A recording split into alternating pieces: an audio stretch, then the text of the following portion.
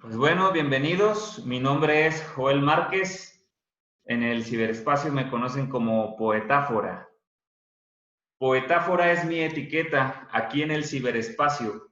Un poético palacio, un literario planeta. Soy la fusión de poeta y metáforas que admiro. Es por eso que me inspiro, partiendo desde la nada, llevando hasta tu mirada la medida de un suspiro. Como se los prometí, hoy vamos a iniciar con la introducción al pensamiento poético y para ello necesitamos dar o explicar brevemente qué es la poesía. ¿Alguno de ustedes ya había escuchado la definición de la palabra poesía? ¿No? Bien. Obviamente no vamos a decir la poesía, como dice un youtuber famoso, hoy no vamos a decir que la poesía es tú, jaja, XD. La poesía es la expresión de la belleza a través de la palabra. Resaltar la belleza existente o crear belleza en donde no existe. Y para ejemplificarlo un poquito más claro, quiero compartirles el siguiente párrafo de María Edeme Álvarez, que dice así, lo tengo anotado. Ser artista es ser creador de belleza y es esta, entre todas las demás actividades del hombre, la más que se asemeja a la actividad divina. Entendemos pues que la poesía es creación a grandes rasgos. De hecho, la palabra poesía tiene origen griego y aquí nos dicen que no se escucha. Claro, sí, sí. ¿Hay alguno que no me escuche?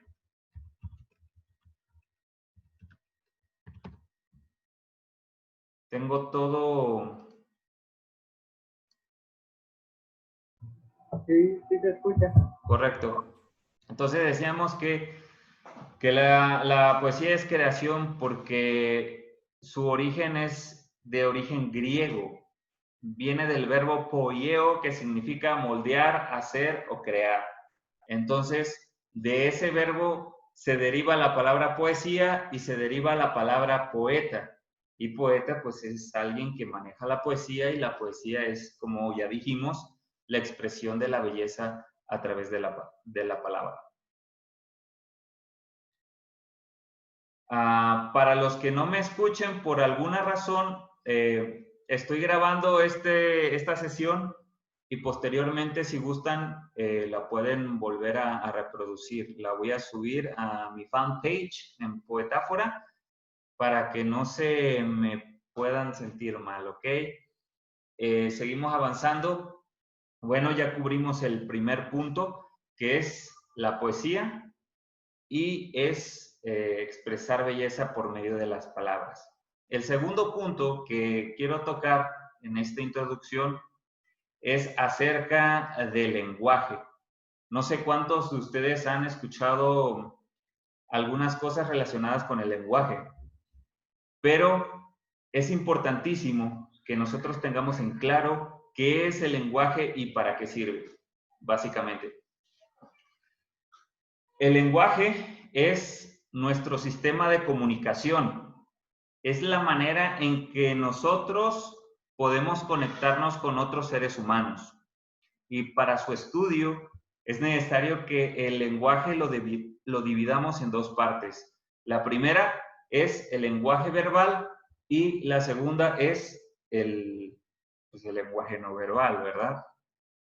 Para efectos de este estudio, vamos a usar el lenguaje verbal, que a su vez se divide en dos partes.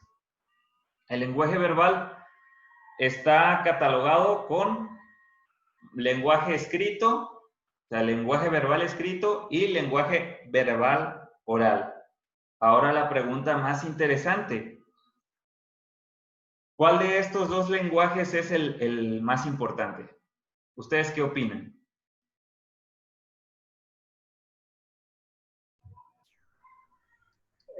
Yo opino que depende de la ocasión, ¿no?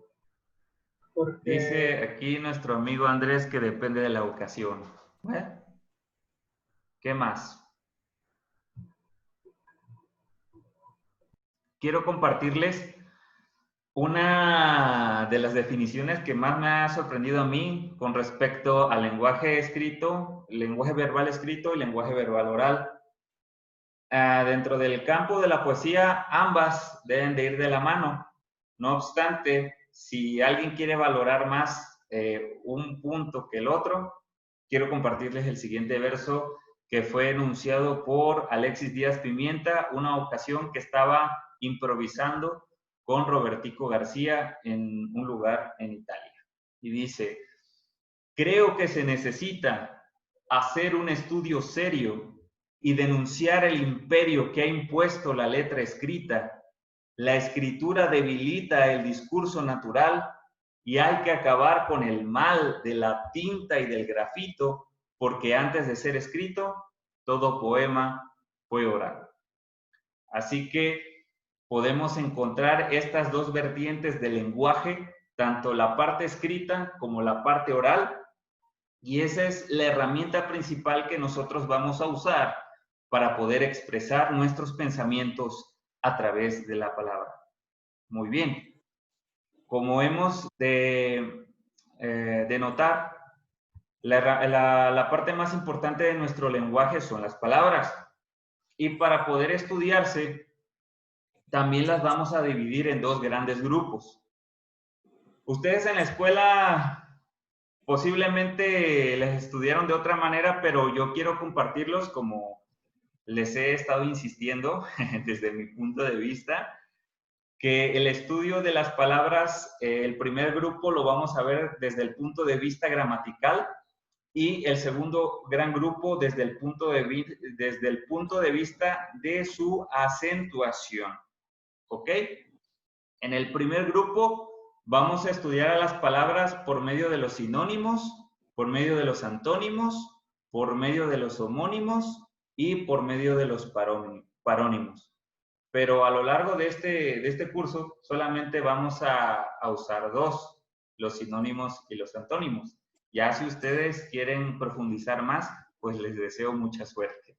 Pero nada más nos vamos a dedicar a los sinónimos y a los antónimos por la parte del grupo del estudio gramatical.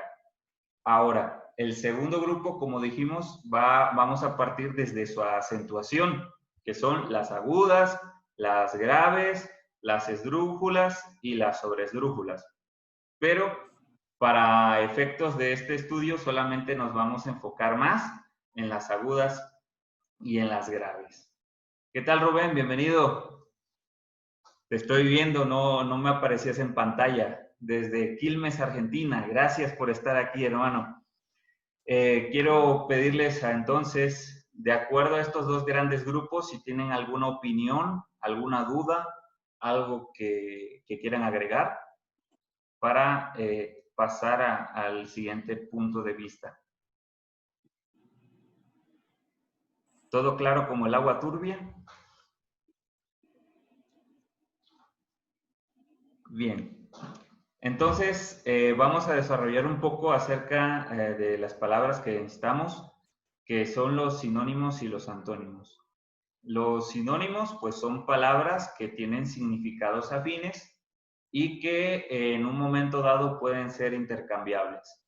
Los antónimos, pues, como su mismo nombre lo dice, son palabras que son contrapuestas, que van en diferentes sentidos. Vamos a dar algunos ejemplos. Por ejemplo, claridad, luminiscencia, blancura, esos pueden funcionar como sinónimos. Como antónimos, pues algo contrario a la claridad, pues la oscuridad, ¿verdad?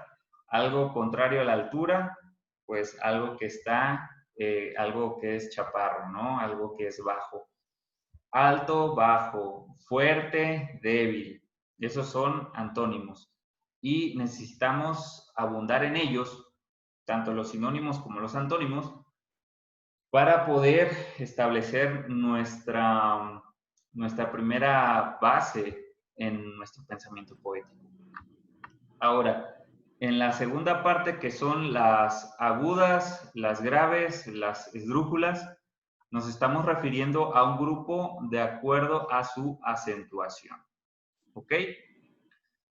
Ahora ustedes se preguntarán por qué es importante saber todo esto de las palabras según su acentuación, si es sinónimo, si es antónimo, si es peras o manzanas. ¿Ustedes qué opinan al respecto? ¿Alguien dice yo?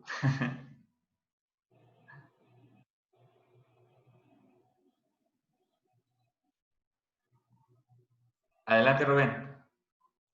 Bueno, la acentuación en las palabras es muy importante en la poesía porque la poesía es música y el acento en cada palabra le da la musicalidad al verso, o sea, al renglón. Es decir, la poesía es la música de las palabras.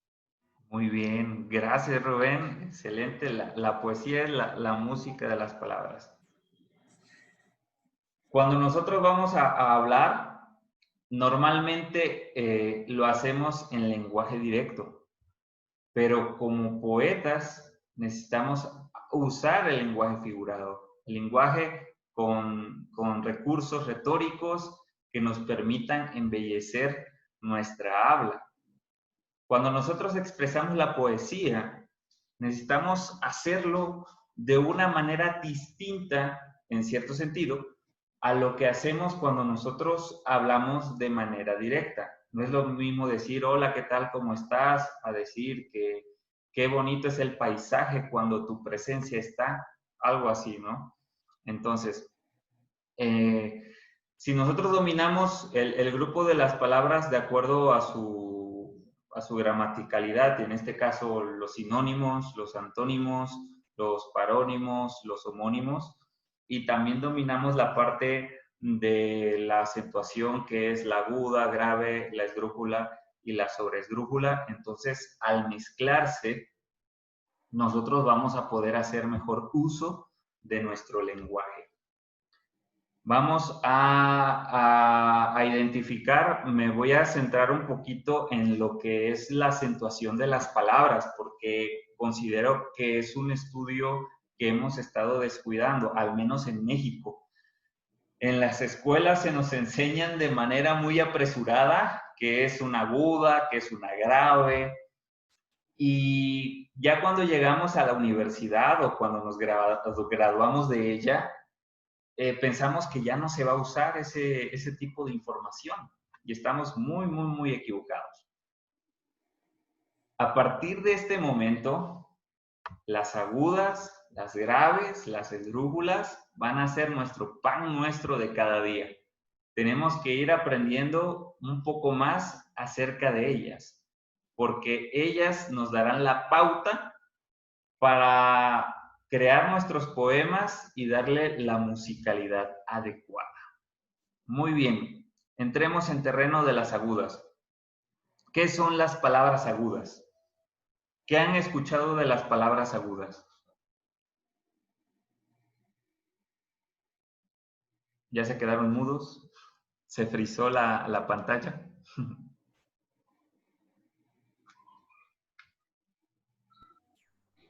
Nos dice la teoría que todas las palabras agudas, su acentuación recae en la última sílaba. Es decir, cuando yo termino de enunciar la palabra, el último sonido es el que va a sonar, va a resaltar, va a sonar más fuerte. Por ejemplo, la palabra estudiar. El acento cae en la palabra ar. Otro ejemplo muy, muy importante es tejer, que es la palabra que se acentúan en la última sílaba. Nos dice José Daniel la palabra canción, canción, así es, en la sílaba on, en la última. Quiero decirles que todas las palabras monosilábicas son consideradas agudas. Todos los verbos en infinitivo son consideradas agudas. Todas las palabras que terminen en S, NS o vocal, hay una alta probabilidad que sean palabras agudas. Como decía nuestro amigo aquí en el chat, José Daniel, que la palabra canción es una palabra aguda. Perfecto. Todo lo que rime con canción, oración, inspiración, enumeración, son palabras que son consideradas agudas. Muy bien. ¿Alguien quiere agregar un poquito más al respecto de las palabras agudas?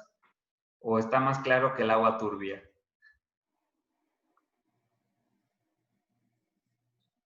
Clarísimo.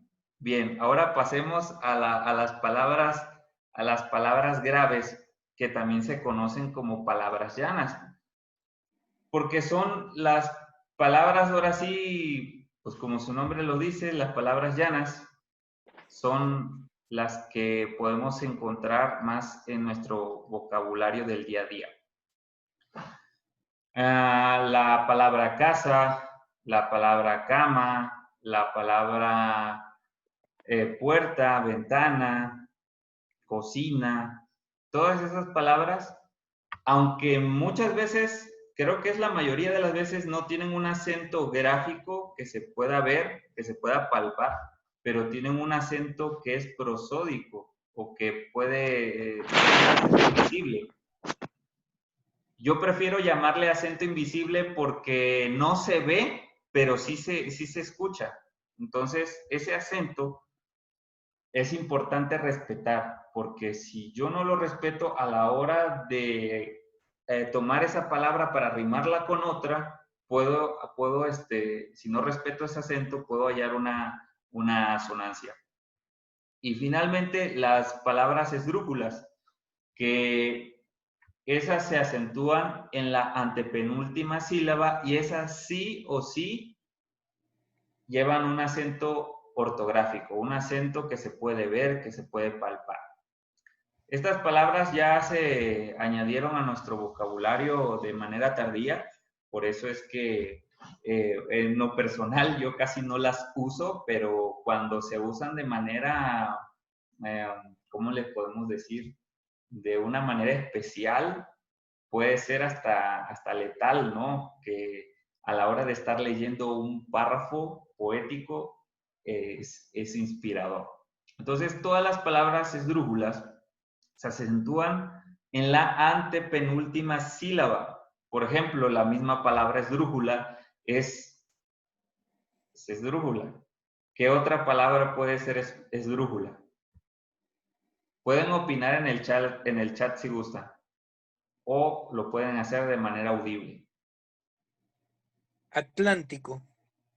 La palabra Atlántico, ¿sí? Es esdrújula porque se acentúa en la antepenúltima sílaba. ¿Y qué creen? A la hora de transcribir, se sabe o entendemos que como es esdrújula, sí o sí se tienen que acentuar con un acento ortográfico y eso nos ayuda, válgase la redundancia, a tener una buena ortografía. Gracias, Rubén. ¿Algún ejemplo más? Pueden escribirlo en el chat si gustan. Atónito.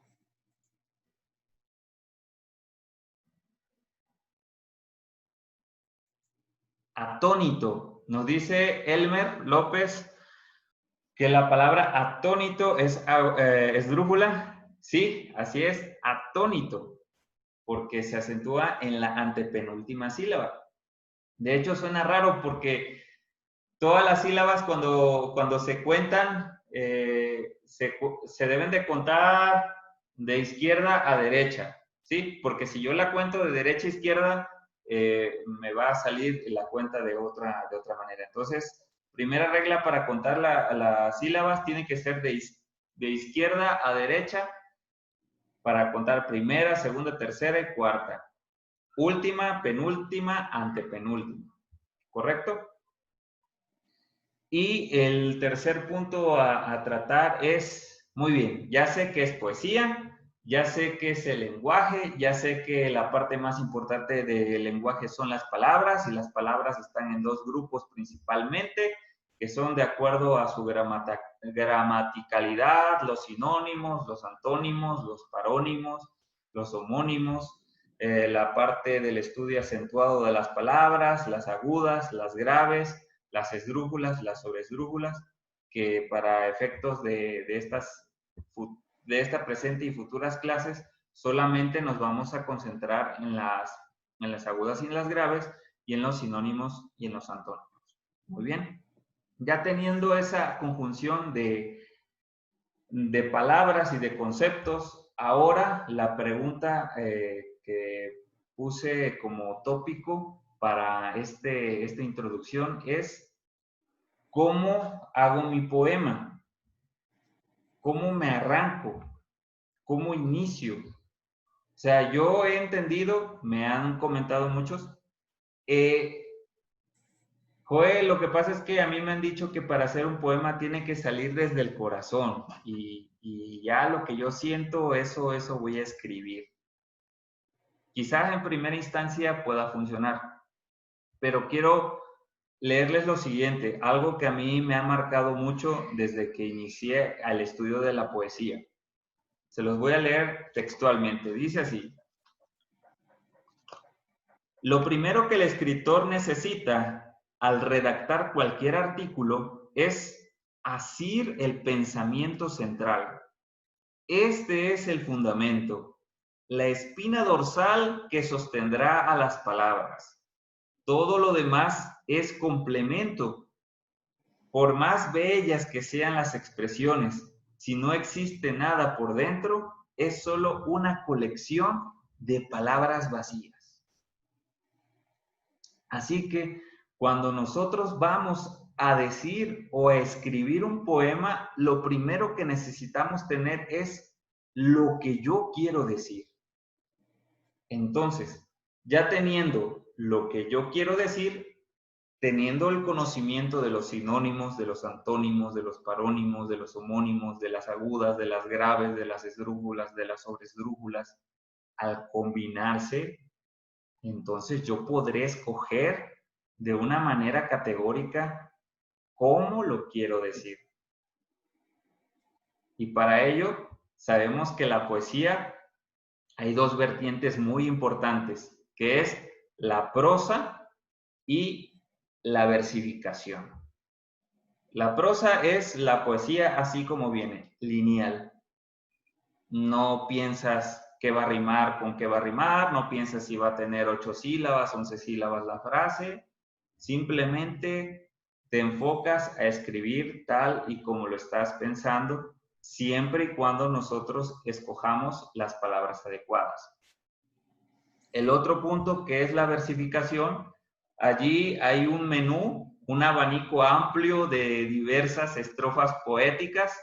No sé cuántas conozcan ustedes, pero yo conozco muy pocas. Una de ellas pues es la copla, las redondillas, las sextillas, las octavillas, las décimas espinelas, el soneto y pues el verso libre, ¿no? Entonces, cuando nosotros entramos a esta categoría, necesitamos decidir bajo qué parámetros vamos a escribir, porque si, por ejemplo, yo decido escribir mi poema en décima espinela, debo de respetar las leyes que hay allí. Si yo quiero escribir en un soneto, pues tengo que respetar qué reglas hay ahí. Si va a ser de un determinado endecasílabo, si va a ser heroico o dactílico, si mi orden final va a ser A, B, B o va a ser A, C, C, no sé, depende. Entonces, ¿cómo escribo mi poema? Número 1, tengo que decir la idea central. Número 2, si voy a escoger hacer en prosa o lo voy a hacer en la versificación. Y si es en la versificación, ¿bajo qué estrofa voy a escribir mi poema? Si va a ser copla, si va a ser redondilla, sextilla, octavilla, décima espinela, soneto, no sé. Hay muchas estrofas en las que podemos escoger para aterrizar nuestros pensamientos poéticos. ¿Cómo ven, muchachos? ¿Alguna opinión extra? Fenomenal la explicación. Muy bien, estamos a punto de terminar porque el tiempo se nos termina. Así que esta clase quedó grabada por si a alguien se le pasó algo o por si yo hablé demasiado rápido y no se comprendió. Adelante, adelante. Ya no tiene más límite de tiempo, Zoom. Ahora es ilimitado. Ahora es Lo ilimitado. quitaron, lo de los 40 minutos lo quitaron. ¿De verdad? Ok, porque a mí me acaba de llegar ahorita una notificación de Zoom que llevo 40 minutos. Sí, pero no te Entonces, van a cortar. si se corta, ahí, No, no, ahí volvemos no se corta más. a Al menos en Argentina no se corta más, ahora no sé en México. Muy bien. Dice Eleazar que me eche un poema. Muy bien, pero les acabo de decir que el poema es en prosa o puede ser versificado. El poema es en prosa y puede ser versificado, fue sin querer, ¿no? A mí, en lo personal, el estilo de poesía que me gusta es la 10ª Espinela, que lo vamos a compartir en otro momento. Ahorita fue la introducción y dejar en claro qué es la poesía, cuáles son los elementos importantes que necesitamos para expresarla, ya sea de manera escrita o de manera oral. Vamos a tener que estudiar a las palabras por estos dos grupos que acabamos de mencionar, por medio de los sinónimos, antónimos y las agudas y las graves. Entonces, a medida que nosotros estemos dominando esos dos lados de la balanza, vamos a poder ejecutar nuestra labia, ¿no? para poder aterrizar en un buen aeropuerto. Tengo aquí algo anotado, importantísimo para mí. De hecho, algo que les quiero pedir a ustedes, algunos quizás ya lo hagan, tengan ustedes una libreta o en su bloc de notas de la computadora o celular y tengan ese espacio en donde anoten frases, poemas, versos sueltos, porque en un futuro les va a poder ayudar. Yo normalmente me gusta más escribir en papel, pero a veces por no tener papel a la mano, uso la tecnología. ¿Ibas a decir algo, Daniel? Adelante. Daniel, ¿me escuchas? José Daniel. ¿No? Ok.